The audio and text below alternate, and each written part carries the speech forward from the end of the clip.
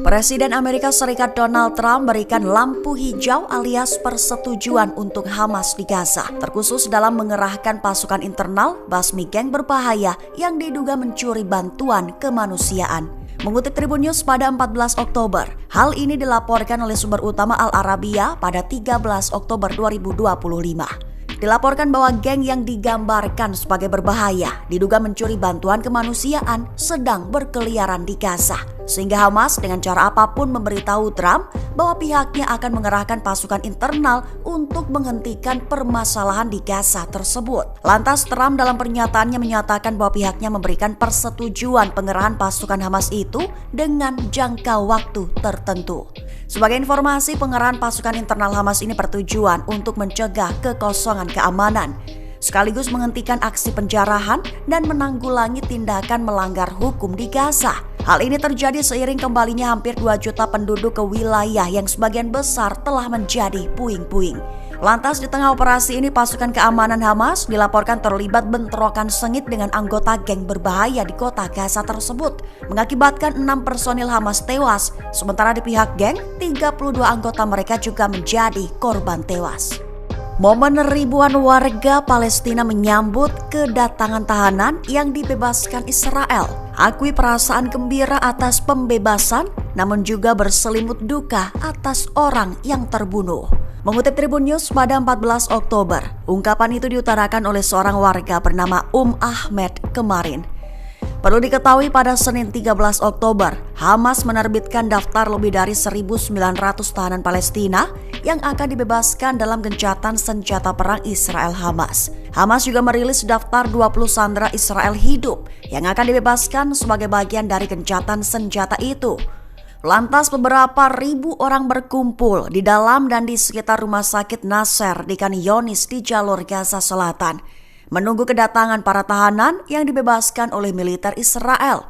Beberapa orang mengibarkan bendera Palestina dan yang lainnya memegang foto kerabat mereka. Menahan tangis, seorang warga bernama Ahmed mengatakan, meskipun dia gembira atas pembebasan itu, dia masih memiliki perasaan campur aduk tentang hari sebelumnya. Merujuk pada semua orang yang telah terbunuh oleh militer pendudukan Israel serta kehancuran yang telah terjadi di Gaza. Deklarasi Gaza resmi ditandatangani oleh Presiden Amerika Serikat Donald Trump beserta pemimpin regional lainnya di Mesir pada Senin 13 Oktober 2025. Mengutip Al Arabiya pada 14 Oktober, Trump pun tak lupa memberikan pujian. Trump memuji hari yang luar biasa bagi Timur Tengah, tepat saat ia dan para pemimpin regional menandatangani deklarasi Gaza tersebut. Adapun deklarasi itu dimaksudkan untuk memperkuat gencatan senjata Gaza. Dilakukan beberapa jam setelah Israel dan Hamas melakukan upaya bertukar sandera tahanan. Lebih lanjut, Trump menyatakan bahwa dokumen itu menguraikan aturan dan regulasi serta menguraikan banyak hal lainnya mengenai masa depan Gaza. Perlu diketahui sebelum terbang ke Mesir, Trump melakukan kunjungan singkat ke Israel, di mana di sana ia memuji Perdana Menteri Israel Benjamin Netanyahu dalam pidatonya di parlemen. Baru setelah itu Trump terbang ke Mesir untuk menghadiri pertemuan puncak Gaza, di mana ia dan para pemimpin Mesir, Qatar, dan Turki menandatangani deklarasi sebagai penjamin kesepakatan Gaza. Turki dan Irak memberikan tekanan yang memaksa Perdana Menteri Israel Benjamin Netanyahu mundur.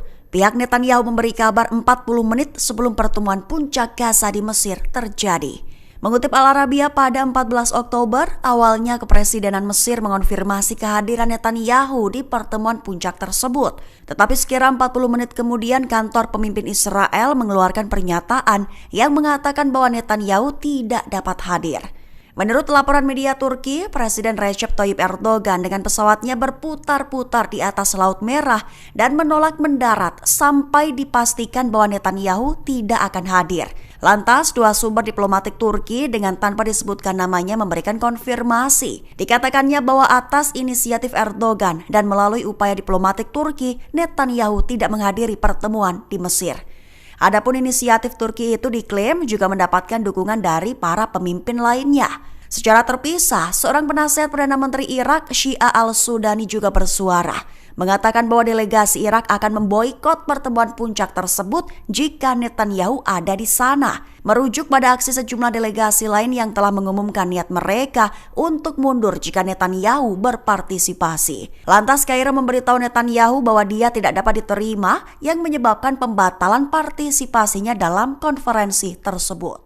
Hamas diketahui kembali muncul di jalan-jalan Gaza sejak beberapa hari terakhir, mengenakan pakaian sipil serba hitam, menutup muka dengan kain hingga hanya terlihat matanya saja dan membawa senjata.